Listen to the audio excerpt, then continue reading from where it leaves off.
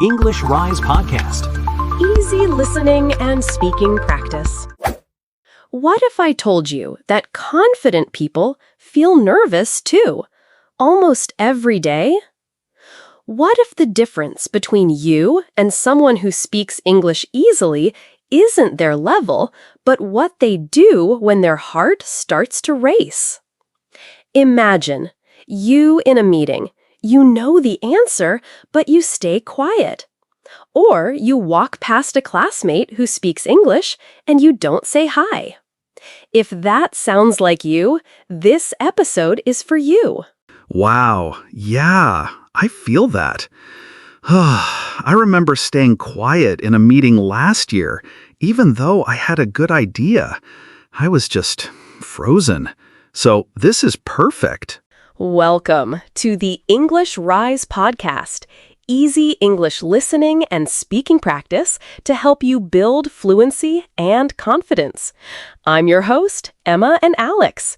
In today's episode, how to be more confident, 5 tips to stop being nervous. This episode is for learners who understand a lot of English but feel too nervous to speak up in meetings, class, or everyday life, right? Right. That's me, and probably many of our listeners. Tell us the plan, Emma. Okay, Alex, here are the key takeaways. I'll say them slowly so our listeners can follow. 1. Confidence is the willingness to try, even when you're nervous, unprepared, or scared. 2. The Confidence-Competence Loop. The more you try, the more you learn. And the more you learn, the more your confidence grows. 3. Feeling like an impostor isn't a problem. It's a signal you're doing something new, and that means you're growing. 4. Practice isn't perfection. It's preparation. Every time you prep, you're building both competence and confidence. 5. You don't need to find confidence. You need to stop waiting for it and start acting like the person you want to become. We'll explain each idea with simple examples and give you a tiny action to try this week. Nice, simple, and practical. I like that. Okay, Emma, tip 1. Tip 1. Confidence is the willingness to try. Now listen, confidence is not the same as being relaxed. You can be shaking inside and still be confident if you act. Confidence means you do something even when you feel nervous or scared. For many listeners, this is new and freeing. You don't have to wait to feel calm. So, in real life, what does that look like? Give us a few small examples. Sure. Very concrete examples. Say one sentence in a meeting, even if your heart is beating fast. Ask, "Sorry, could you say that again, please?" instead of nodding and pretending you understand. Introduce yourself to a new coworker with one sentence. "Hi, I'm Maria. I work in marketing." Those small actions are the work of confidence. The action itself is confidence. I love that. When I first moved jobs, I practiced one sentence. "Hi, I'm Alex. I'm new here." I said it 3 times and my voice shook, but people smiled and that helped. Exactly, Alex. Nervousness doesn't mean you're weak. It means you care. Tiny homework for this tip. Today, pick one moment, just one, where you will try instead of stay silent. One sentence, not a long speech. Write it down or set a reminder on your phone. Okay, I'll do it with you. I'll send a quick message to someone at work in English. One sentence. Done. Perfect. Tip 2. Use the Confidence-Competence Loop. This is a simple idea. When you try, you learn. When you learn, you get better. When you get better, you feel more confident. Then you try again. It's a loop, not a single event. Loop. I like loops. Can we talk about a concrete situation for this loop? Yes, let's use a short phone call in English as the example. First time, very nervous. You might forget some words. You might need to ask the person to repeat. Second or third time, you still feel nervous, but you remember more phrases. You feel a little more in control. By the 10th time, you still make mistakes, but you can manage the call. The important part is you entered the loop by trying before you were perfect. That's encouraging. I used to avoid phone calls for months. Then I forced myself to make 5 short calls about deliveries, 5 calls, and I could actually say more each time. So the loop is real. Great example, Alex. Small challenge for listeners. Choose one area this week. Ordering food, small talk, emails, asking for help, and do it 5 times. You don't aim for perfection. Your goal is to notice the difference between the first and the 5th time. Keep it simple. 5 short attempts. 5 times? I can do 5. Tip 3. Turn imposter feelings into a growth signal. Many learners think, "My English is terrible," or "I shouldn't speak in this meeting." These thoughts are normal, but often they mean you're doing something new or harder than before. That's growth, not failure. Imposter syndrome. I know that voice. It says, "Who are you to speak? You're not native." How do we deal with it in the moment? Here's a simple reframe. Imagine you're lifting a heavier weight at the gym. It feels uncomfortable, but if you keep working, you get stronger. Try an inner phrase when you feel like an imposter. I feel like an imposter because I'm growing. This feeling is not a stop sign. Say it quietly to yourself, take a breath, and speak one sentence. It is a short mental habit that helps you move forward. That phrase is useful. I can imagine saying it before a presentation. I feel like an imposter. Then, speak. I like that. Exactly. Example, your first presentation in English. Before, your mind says, "They will notice my mistakes." Use the phrase, then say one introduction line. That first line breaks the fear. After that, you can add one more. Small steps. Noted. I'll use that the next time I have to introduce project updates. Tip 4. Practice as preparation, not perfection. Many learners wait until they are perfect before speaking. That's a problem. Instead, see practice as getting ready. Each practice session gives you information, what works, what you need to learn next. So, practice is like rehearsal? You're not trying to be perfect. You're trying to get ready for the real moment? Exactly. Here's a simple 4-step preparation method for a meeting or interview. Step 1. Write down 5 to 10 simple key sentences about yourself, your job, or your opinion. Step 2. Say them out loud several times, not just in your head. Step 3. In the real situation, try to use just 2 or 3 of those sentences. Step 4. After the situation, ask yourself, what went well? What can I practice more next time? That reflection gives you useful practice targets. Okay, concrete. I want to hear one example of those key sentences for, say, a team meeting. Good. Here are 5 simple starter sentences for a team meeting. Hi, everyone. I'm Alex. I work on the design team.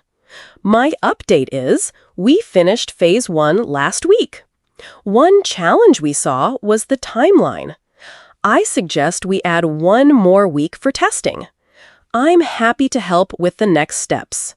Practice those out loud. You don't need to use all 5. Pick 2 or 3 during the meeting. Afterward, note what you said well and what you will change next time.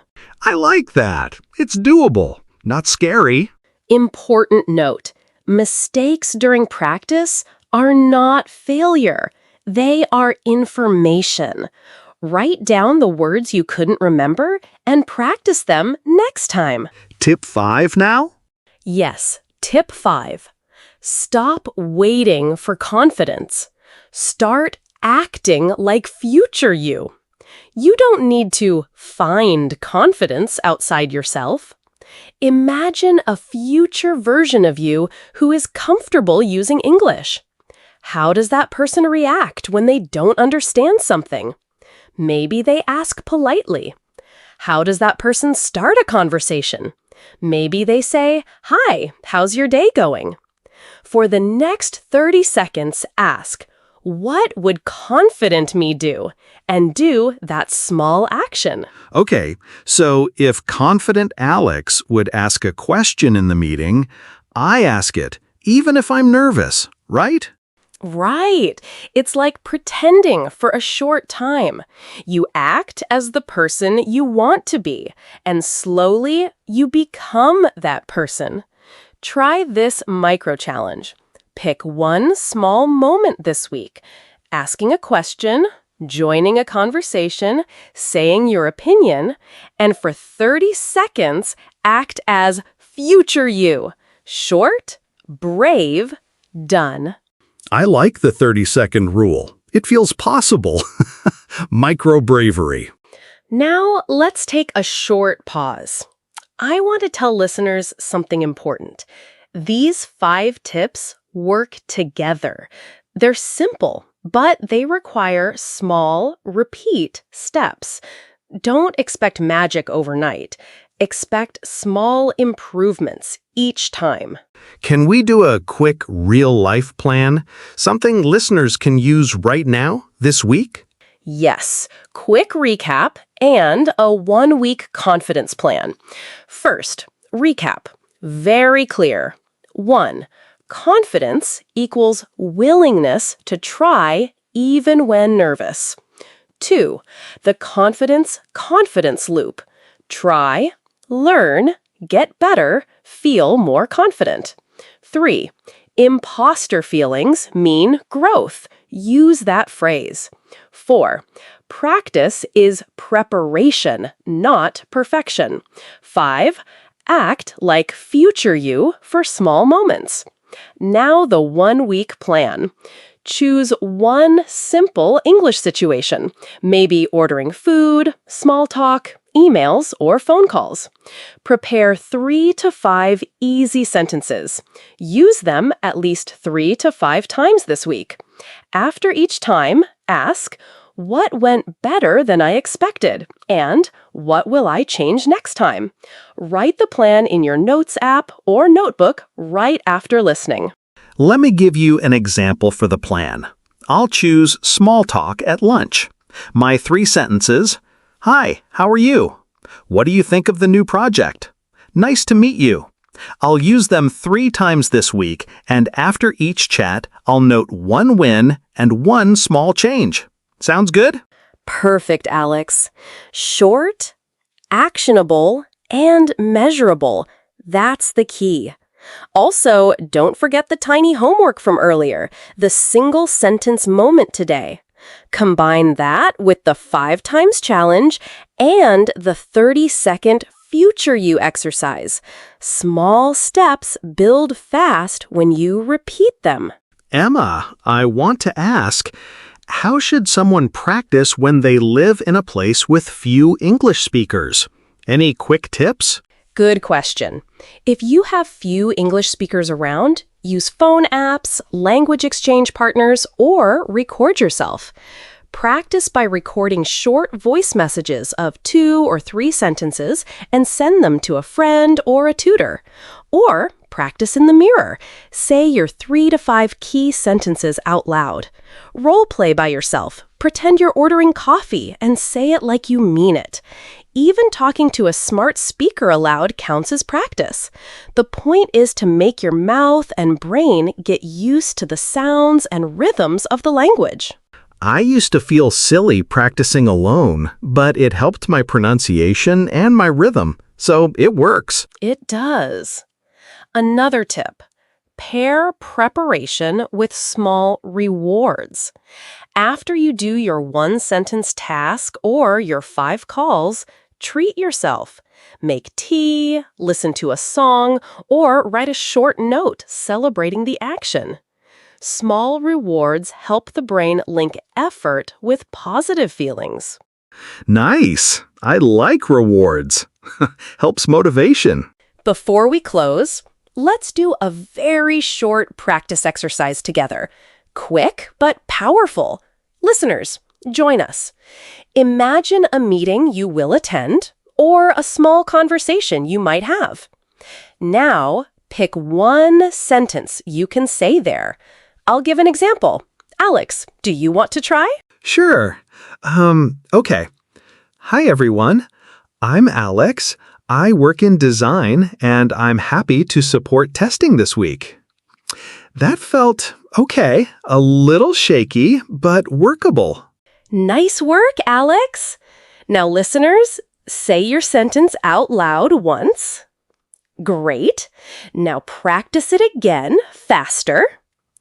Good. Afterward, give yourself a small reward. That completes the micro-practice. Feels doable. Short practice, small reward.